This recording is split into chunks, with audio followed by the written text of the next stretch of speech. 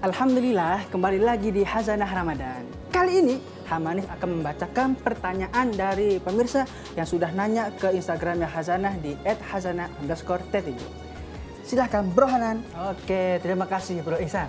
Oke, pemirsa, sekarang waktunya kita membacakan pertanyaan yang sudah masuk ke akun Instagram Khazanah Trans7. Kita lihat, wah, banyak banget nih.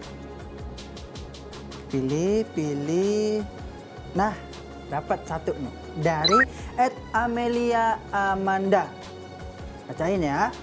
Alhamdulillah Khazanah tayang lagi. Alhamdulillah. Doain mudah-mudahan tayang terus ya. Saya ingin menanyakan bagaimana hukumnya tidak puasa untuk ibu yang menyusui.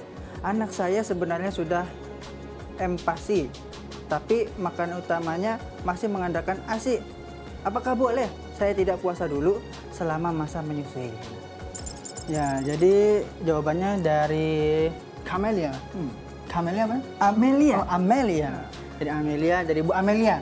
Ya, jawabannya adalah perempuan yang sedang menyusui ataupun yang sedang hamil itu diperbolehkan untuk tidak berpuasa jika puasanya bisa membahayakan dirinya ataupun anaknya ataupun di salah satunya. Nah, orang yang hamil dan menyusui ini sama seperti halnya orang yang sakit. Oleh Allah diberikan keringanan untuk tidak berpuasa.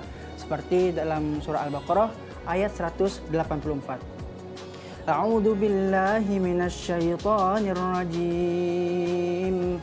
Faman kana minkum maridan aw ala safarin fa'iddatun min ayyamin ukhar.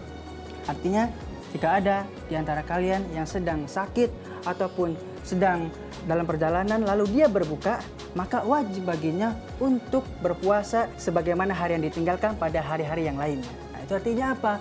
Kalau memang itu membahayakan bagi ibunya ataupun kalau dipaksakan malah menjadikan badannya sakit ataupun ngedrop, ataupun nanti jadi bahaya buat asupan dan juga kesehatan anaknya, lebih baik jangan puasa dulu. Nah, betul banget. Kan Allah sudah ngizinin untuk tidak berpuasa di bulan Ramadan. Nah, tapi tetap ada konsekuensinya. Nanti setelah selesai masa menyusui, kondisi ibunya sudah fit, anaknya juga sudah makan normal dan tidak bergantung pada ASI lagi.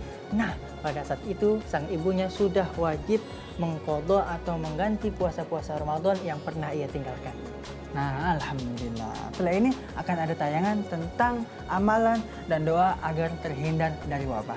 Nah, pemirsa, bagi yang mau mengirimkan pertanyaan, silahkan kirimkan ke Instagram Khazanah di @khazanah_t7.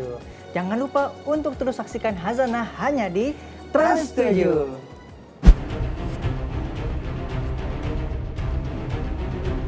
Pemirsa Khazanah, sudah banyak aturan telah dibuat untuk menghentikan mata rantai penyebaran virus COVID-19. Dan entah sudah berapa untayan doa telah dipanjatkan agar Allah Subhanahu wa Ta'ala mengangkat wabah yang kini menyibukkan seluruh penduduk bumi. Kini, di bulan suci Ramadan, menjadi pamungkas upaya mendekatkan diri dan memanjatkan permohonan. Karena bulan suci termasuk waktu terkabulnya doa. Mengapa doa yang harus dikuatkan di bulan suci? Dan doa apa agar terhindar dari wabah? Doa adalah senjata terbaik bagi seorang mukmin dalam menghadapi kondisi sulit. Karena itu Rasulullah SAW memerintahkan dalam sabdanya, mintalah perlindungan kepada Allah dari beratnya cobaan, kesengsaraan yang hebat, takdir yang jelek, dan kegembiraan musuh atas kekalahan. Hadis riwayat Al-Bukhari dan Muslim. Hanya Allah tempat bergantung dan hanya padanya lah kita memohon pertolongan. Atau siapakah yang memperkenankan doa orang yang dalam kesulitan apabila ia berdoa kepadanya, dan yang menghilangkan kesusahan, dan yang menjadikan kamu manusia sebagai khalifah di bumi?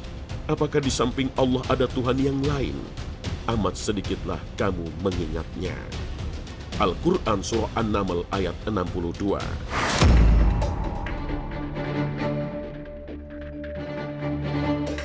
Maka di tengah kekhawatiran wabah COVID-19, doa yang bersumber dari Nabi SAW ini hendaknya selalu dibaca.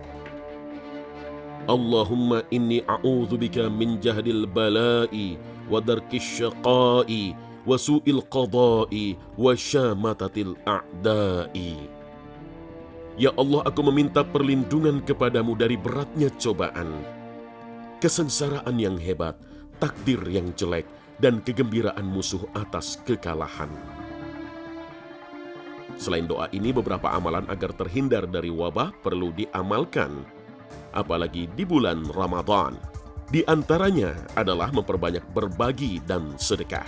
Karena sedekah itu, kata Rasulullah SAW, dapat menolak bencana wabah.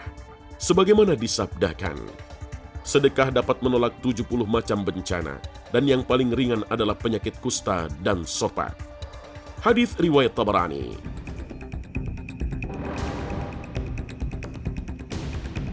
Dalam riwayat Imam Al-Baihaqi, Nabi SAW bahkan menegaskan, bencana itu selamanya tidak akan bisa mendahului sedekah. Rasulullah bersabda, bersegeralah bersedekah, sebab bala bencana tidak pernah bisa mendahului sedekah. Hadis riwayat Imam Baihaqi.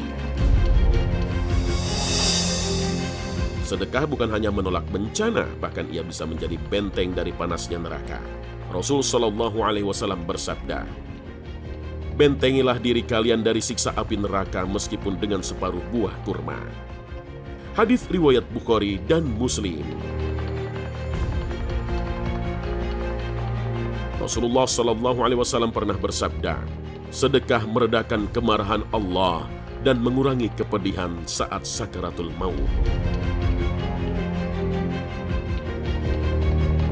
Hanya kepada Allah Subhanahu wa Ta'ala segala asa dan pujian dipanjatkan, dan hanya Allah Subhanahu wa Ta'ala yang pantas disembah, karena Dialah satu-satunya yang dapat memberi manfaat dan mengangkat bencana ini.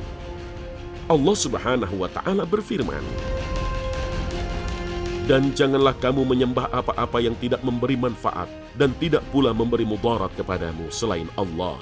Sebab jika kamu berbuat yang demikian itu, maka sesungguhnya kamu kalau begitu termasuk orang-orang yang zalim. Jika Allah menimpakan sesuatu kemudaratan kepadamu, maka tidak ada yang dapat menghilangkannya kecuali Dia. Dan jika Allah menghendaki kebaikan bagi kamu, maka tak ada yang dapat menolak kurnia-Nya. Dia memberikan kebaikan itu kepada siapa yang dikehendakinya di antara hamba-hambanya. Dan Dialah yang Maha Pengampun lagi Maha Penyayang. Al-Quran Surah Yunus ayat 106 hingga 107. Wallahu a'lam. الإيمان تخيب راجي